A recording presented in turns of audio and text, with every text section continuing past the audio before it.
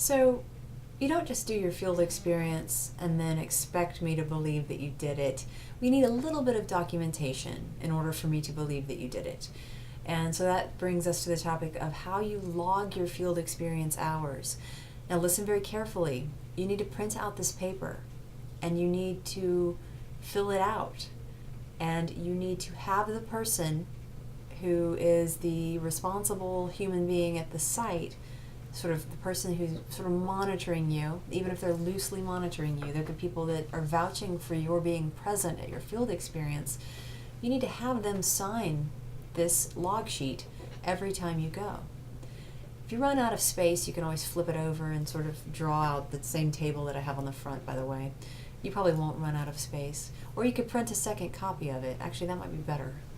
Just print a second copy as your page 2, and that way you can submit both of those to the Dropbox. Well, either way, however you do it, you figure it out. But you are ultimately going to be submitting this to the Dropbox, so you will, I'll talk about it more later, but you're going to be scanning it, or you're going to use some other method to get it into an electronic format that can be submitted. So just keep that in mind. So you do have a physical paper that you have to go get signed, and then you have to turn it back into an electronic document and submit it, which is doable, okay? So you log your hours on this field experience timesheet. I'm going to go ahead and download it and look at it just to double check. Make sure that I put the right thing up there. All right, so you're going to put your name on it. You're going to say what course this is. This is 2110, EDUC 2110. It's spring of 2014. I'm your instructor, Kim Hewitt. And then you'll notice that I've filled out the first 3 lines.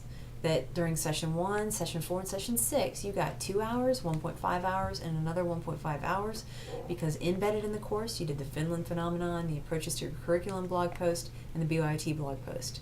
So, assuming you did those, I'm the person that signs off on those. You can just leave those blank.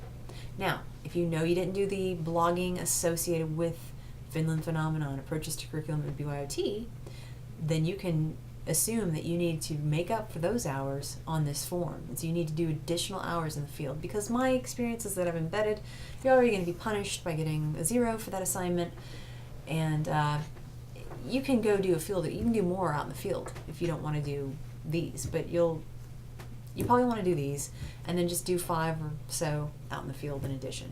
Make sure you do at least 5, make sure you, in total you do at least 10. And again, you document for each line. What was the date that you did that observation? Was it, maybe February 3rd? You did it from 3 o'clock to 5:30 p.m.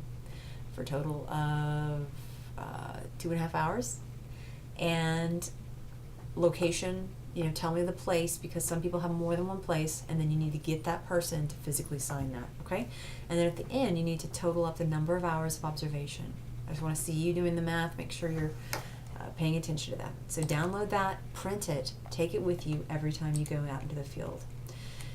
Capturing your observations, this is section 2B. This is the qualitative researcher in me that wants to kind of help you guys make sure you're getting the most out of your observations.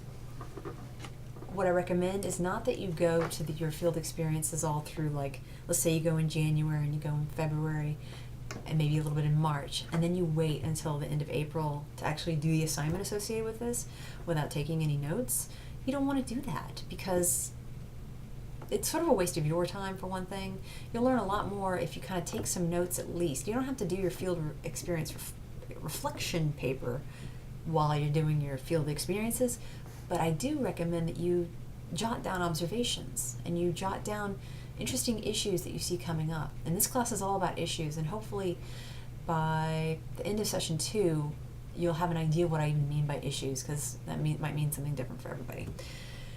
So in session 2 we look at a number of big picture readings that talk about a lot of educational issues. So I want you to, we're going to try to isolate what a lot of those are. We're going to try to list those out, and then I want you in your field experience to be looking for those and others that you might find, because we're not going to name everyone. There's gazillions of issues out there. So we'll identify some in session 2, and beyond that you'll also become more aware of them as well. So I've given you a template. I've given you some suggestions for how you capture your observations. I'm going to go ahead and look at this sheet while I talk. The Field Experience Notes template. You can use this, or you can scrawl on your own piece of paper, something like this. And basically, here's a really good way to observe things. There's two main things that you do, maybe a third if you count what time you did the observation. So I guess the first thing, if we're talking about three things, one is to write down what time you saw something. This is probably the least important, but jot down the time. What did you observe? So what did you see with your eyes? You know, sort of a factual, concrete, here's what I saw, here's what happened. And then comments and reflections is more about what you thought about what you saw. So what were the motivations that caused this to happen? Why did that person act that way? You know, what is the impact of this child being in such what is the impact of this child's high level of poverty on his performance in school? So that's where so the main two things, the most important two things in observing are to know what you observed concretely, like what did you really see, and to be able to sort of you can just jot down some quick notes just so you don't forget. And then the second thing is, quickly, what are some of the things that you thought about what you saw, and what were some interesting things? And it's sort of where you interpret. So again, what you saw, and then what you think about what you saw. That's the basic idea behind a good sort of way to observe. All right, so that's it for section 2. I'll let you think about that a moment, and then you can move on to section 3. Thanks.